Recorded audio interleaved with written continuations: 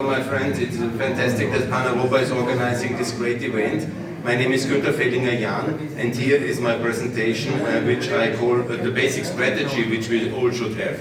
It's very simple. We unite more, and we systematically try to disintegrate our enemies. This should be the basic strategy in all approaches. You can use that in NATO, EU, free trade agreements, and in the issues of BRICS. This is the basic strategy I propose. And my main activity is NATO enlargement, because that's the most important, because as Mrs. Habsburg-Douglas has already mentioned, NATO is the cornerstone of European and worldwide security, so NATO enlargement is the absolute key for all of us, and NATO membership of Ukraine is the way for peace for Ukraine. That has to happen, and Europe in general, as the EU, should join NATO, and this is the way we can achieve more unity, and that's the only thing that impresses our enemy, if we show more unity, and that we can do ourselves. We have to just to overcome our inner kind of historic antagonisms and issues and fragilities. Unity we must achieve by ourselves. What I'm personally doing, I'm a blogger and ex-activist. Here is my Twitter handle, Gunther Fehlinger.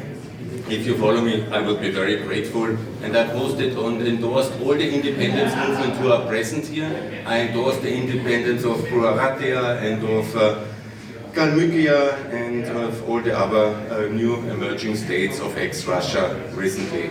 My presentation today is exactly about the role model which we have to use now for the future of Russia. This is the role model of ex-Yugoslavia, of the breakup of Yugoslavia in the 90s, and it's now 7 states. Today, it's totally normal to talk about Montenegro as independent country, Kosovo as independent country, Macedonia as independent country. 30 years ago, not so much.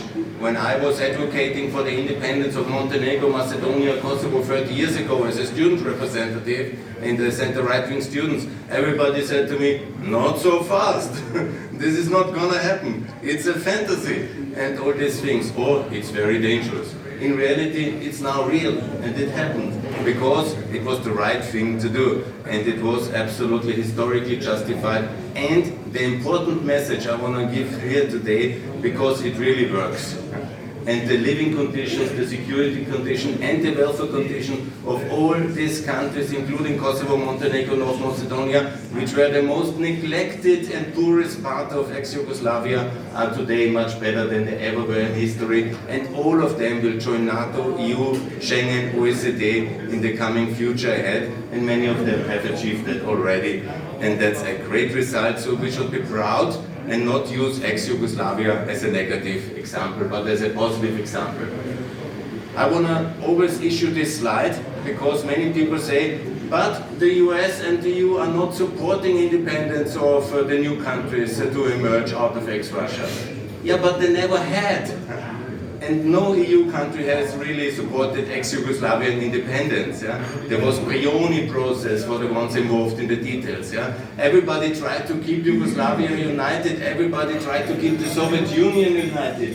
Here the most legendary speech of George Bush the father, who tried to keep Kiev united in August '91, 3 weeks before the independence referendum, when Ukraine decided about independence. Yeah?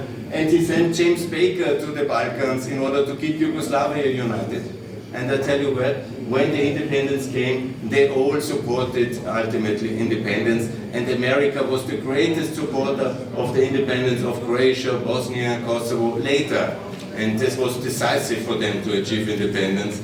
So this is not a disencouragement, but it's an encouragement. You can change the public opinion in European Union and in the US if you succeed with gaining independence, and this has to happen.